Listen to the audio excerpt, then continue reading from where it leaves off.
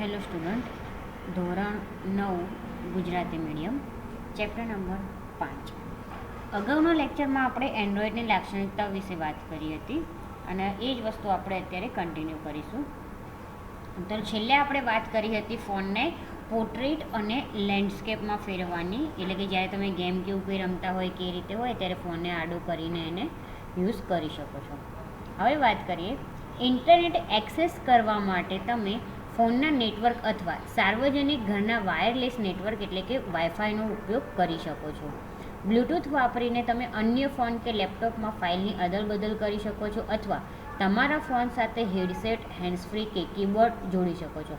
એટલે કે ઇન્ટરનેટનું એક્સેસ કરવું મીન્સ કે ઇન્ટરનેટને તમારે વાપરવું હોય તો એ વાપરવા માટે તમે શું કરી શકો છો, ફોનની અંદર નેટવર્ક જે આવે છે બરાબર, મોબાઈલ ડેટા એ તમે યુઝ કરી શકો છો. અથવા સાર્વજનિક એટલે કે તમે કોઈ જગ્યાએ જાઓ ત્યાં વાઈફાઈ ચાલુ હોય છે, કોઈ કેફેમાં જાઓ કે કોઈ હોટલમાં જાઓ કે પછી ઘરે તમે વાઈફાઈ નંખાયું હોય તો ઘરે જે તમે વાઈફાઈ નંખાયું છે એનો ઉપયોગ કરી શકો છો.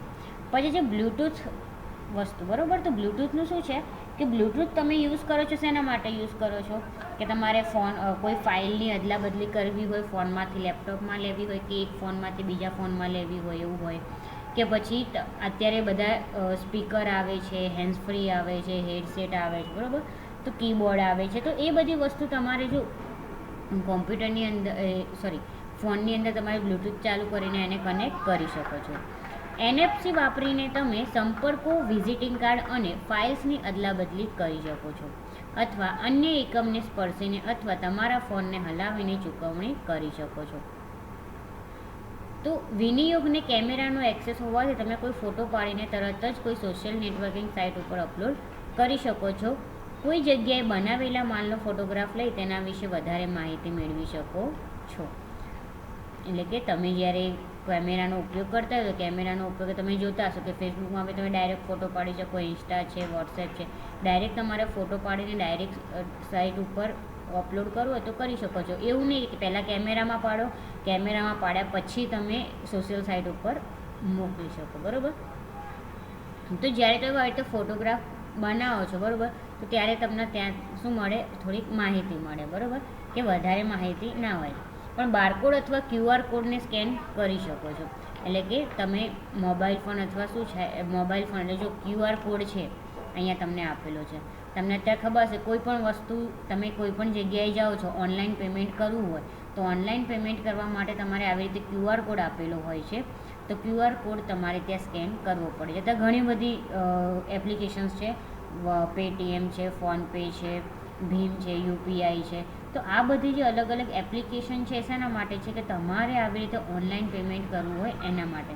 તો એમાં શું હોય છે કે તમારું જે એકાઉન્ટ હોય બરાબર, એ એકાઉન્ટ તમે એ એપ્લિકેશન જોડે કનેક્ટ કર્યું હોય, એ એપ્લિકેશન જોડે કનેક્ટ કર્યું એટલે જ્યારે તમે આ QR કોડ સ્કેન કરો એટલે ઓટોમેટિક તમારા એકાઉન્ટમાંથી પૈસા કપાઈને એ જે QR કોડ જેના નામે હોય એના ખાતામાં જમા થઈ જાય છે. એટલે જો તમારા માતા પિતા સાથે QR કોડ રીડર એપ્લિકેશન સાથેનો ફોન હોય તો આકૃતિ 5.7માં આપેલ કોડને તેના વડે સ્કેન કરીને તેમાં રહેલા સાંકેતિક સંદેશાને ખુલ્લો કરો. એટલે કે તમારી જોડે ફોન હોય તો ફોનની અંદર તમે આ બારકોડ જે સ્કેનર છે એને સ્કેન કરી શકો છો. એને તમે સ્કેન કરો એટલે આ જે તમને આકૃતિ આપી છે ને એ તમે એને સ્કેન કરશો ને એટલે તમને કીધેલું છે કે તમે સ્કેન કર્યા પછી એની અંદર સાંકેતિક સંદેશ એટલે એ કંઈક વસ્તુ આપેલી છે બરાબર, તો એ વસ્તુ તમે જોઈ શકો છો એની અંદર. પછી કે જો કે હજી શરૂઆતના તબક્કામાં રહેલી અવાજ ઓળખ ટેકનોલોજી તમારા ફોન પર ફક્ત વોઇસ કમાન્ડ આપવા સક્ષમ નથી, પણ તે ઉપયોગકર્તાને બોલીને નોંધો અને સંદેશાઓ લખાવવાની સગવડ આપે છે અને તમે ફક્ત બોલીને વેબ ઉપર જે જોઈતું હોય તે શોધી શકો છો.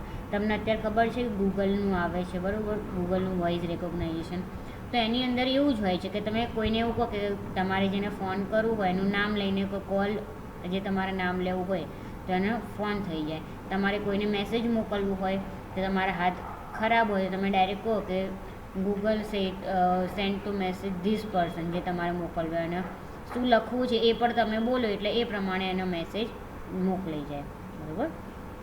તો એન્ડ્રોઈડમાં સલામતી માટેની સુવિધાઓ છે. ખૂબ મોટા પ્રમાણમાં બિલ્ટ-ઇન ફંક્શન સાથે એક જાણીતી પ્રોગ્રામિંગ સિસ્ટમ તે એપ્લિકેશન વિકસાવવા માટે પૂરી પાડે છે.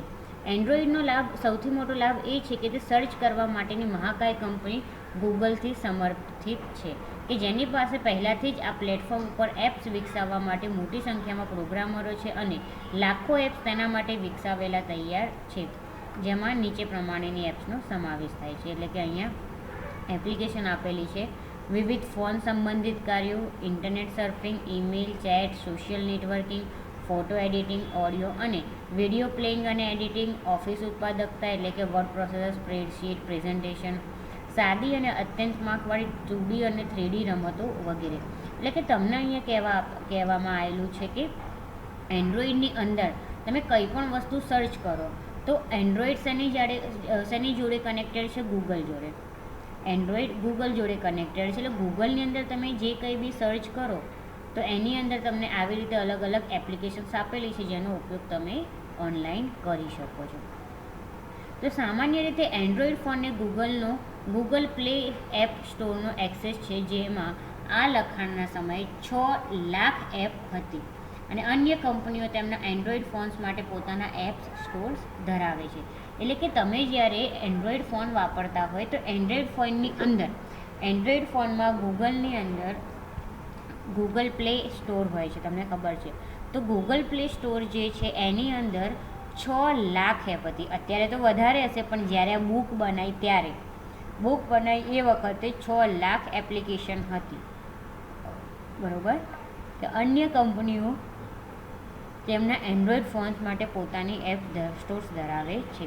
એટલે કે અન્ય કંપનીઓ, ધારો કે એપલ છે તો એપલ સ્ટોર અલગ હોય છે, વિન્ડોઝ છે તો વિન્ડોઝનો વિન્ડોઝ સ્ટોર અલગ હોય છે. બરાબર. ખાલી એન્ડ્રોઈડમાં જેવું છે, એન્ડ્રોઈડની અંદર ગૂગલ એપ સ્ટોર હોય છે. હવે વાત કરીએ ઓપરેટિંગ સિસ્ટમ તરીકે એન્ડ્રોઈડ.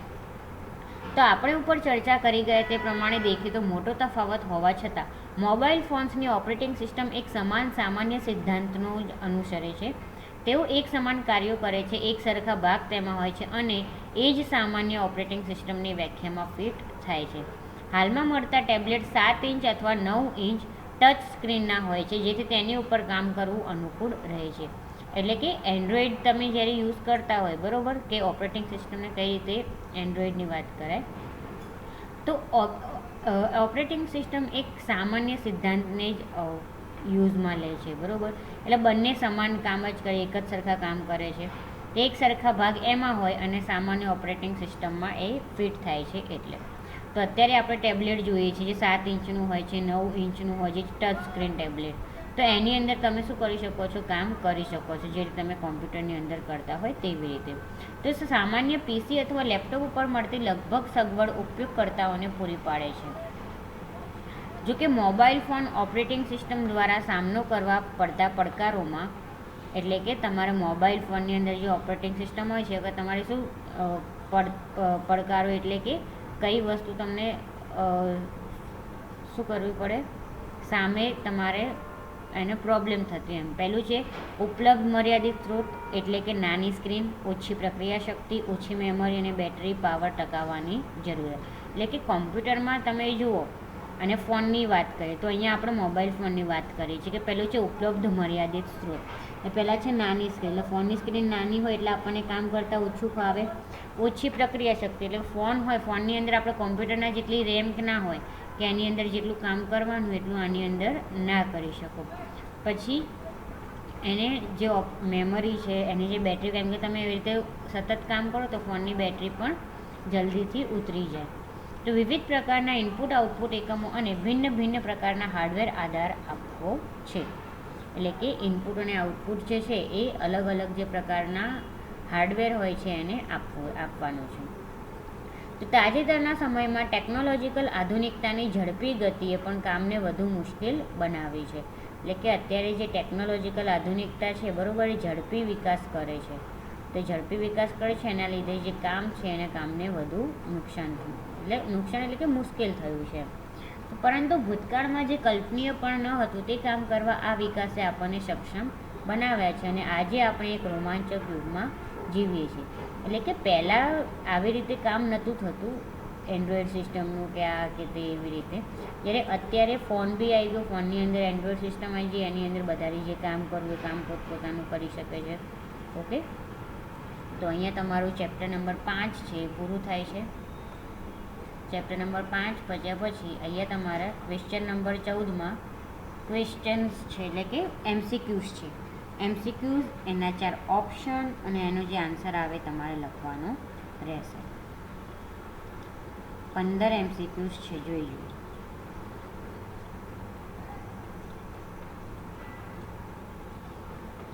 તો ટોટલ જે MCQs છે, MCQsની પાછળ એના 4 ઓપ્શન અને ઓપ્શનને લઈને પછી એને જે આન્સર આવતો એ આન્સર લખી દેવાનો. ઓકે, તો આજ લેક્ચરમાં આજનું, બાકીનું આપણે પછીના લેક્ચરમાં જોઈશું.